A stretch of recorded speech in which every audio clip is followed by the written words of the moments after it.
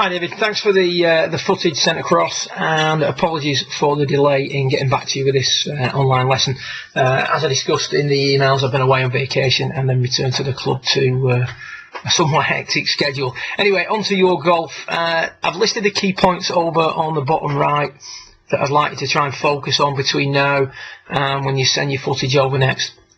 First and foremost, at P1, what we'd like to see is the ball moved a little bit nearer to 0 point. So 0 point will give us the most level angle of attack and therefore potentially the most neutral path on the golf club. If we do that, we want a little bit of downward, but you can see here your ball is at this stage substantially back of 0 point.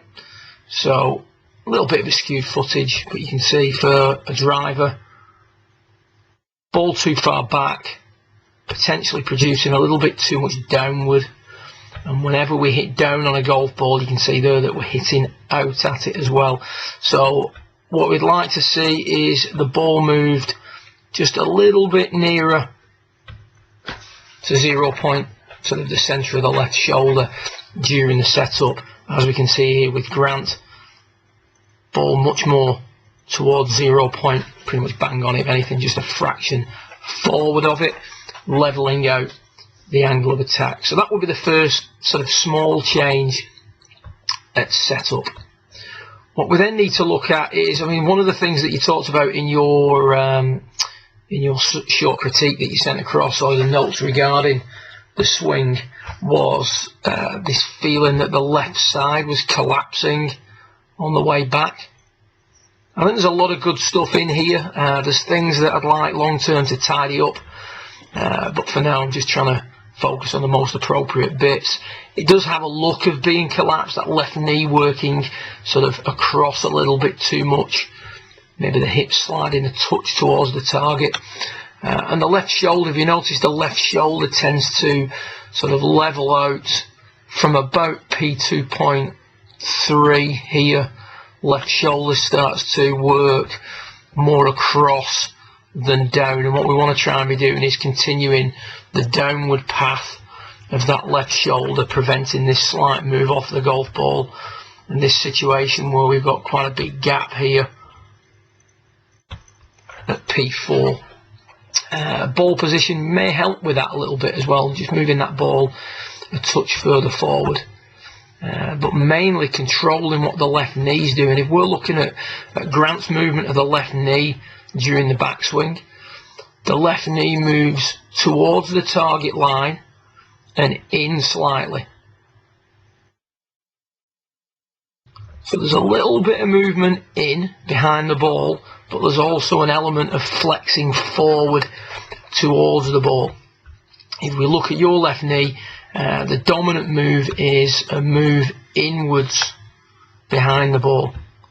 So we've got a left knee that moves inwards too much, and we want to feel that the left knee is flexing more towards the baseline, more towards the ball to target line, particularly from P1 to P3.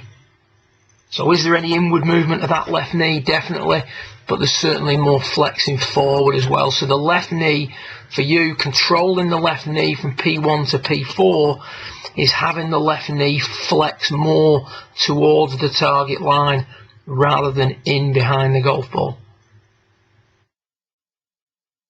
A very good way of sensing this is to feel that the weight increases into that lead leg from P1 to P4. What I'll do is I'll send you some stills of me demonstrating this, the effects of this, once this recap's done. So feel like the left knee flexes more towards the ball rather than in behind the ball. So that's the next piece.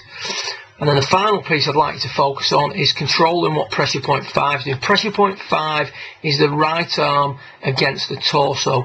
And what we see here is a pretty good job, P1 to P3, of maintaining that. And then there's a lift of the arms to the top. It's a little bit of a lift quite a lot of a lift. Apologies there, my battery running low. Quite a lot of a lift, and that is reducing or eliminating any maintenance of pressure point 5. What we want to see is more what we see here with Tiger. You can see the arm nicely against the torso at the top of the backswing. No gap between arm and torso. That's what we're looking for. Now, the best way to achieve this is to spend a little bit of time with a glove tucked under the right arm. If you go onto my channel, you'll see a young man called Tom Horton, who's worked extensively on this over the last sort of 3 or 4 weeks, and made tremendous progress. And that will give you a feel. I'm sure you've heard, you've looked at the stack and tilt pattern before. You've talked about maybe the T-pegs under the arms. What we focused on with Tom was keeping a glove under the right arm from P1 to P4. And the interesting thing was, when viewed from face on, that little change also helped reduce this gap, because with pressure point 5 being maintained, the only way to propel the butt of the club further is by extending more during the backswing. So the 3 key points that I'd like you to consider and work on before sending footage next is moving the ball nearer to 0 point. Let your ball flight dictate what you do with that. If you want to hit the ball slightly higher and you want to hit it out to the right less, it needs to go nearer to that left shoulder. So I'll let you play around with that, but the ball certainly needs to move a little bit nearer to left shoulder. Then control the left knee from P1 to P4. We need the left knee to flex towards the target line more, and therefore that will start to control what the left shoulder is doing what the left shoulder is doing also. The more the left knee flexes towards the target line, the easier it is to keep the left shoulder working down, and therefore the easier it is to get rid of this slight sort of maintenance, if you will, of your forward bend at the top of the backswing. And then maintain pressure point 5 at P4. Anytime the arms lift off the rib cage, that's going to sort of increase the amount of chaos that we've got during the golf swing, which is never a good thing. We want to try and make a swing that's as if you will, as simple as possible, as efficient as possible, and certainly requiring less timing in the downswing, for want of a better expression.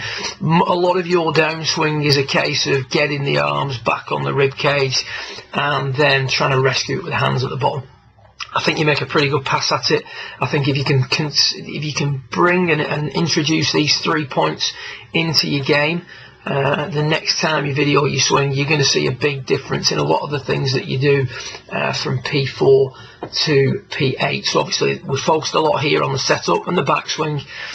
Next time you cut, next time you send the footage across, I think you'll be interested to see, first of all, how the downswing has changed. The backswing will change dramatically, but also the downswing and your sort of quality of strike, ball flight, etc. will have changed as well. Hope you enjoyed the review. Hope this helps. Feel free to email me any questions that you may have relating to the suggestions on this video, and good luck with it. Hope the practice goes well. The sun looks great over there, looks like a good facility, so get down the range, get working on it. Like I say, apologies for the delay in sending this across, but hope long term that it helps you in some way. Good luck.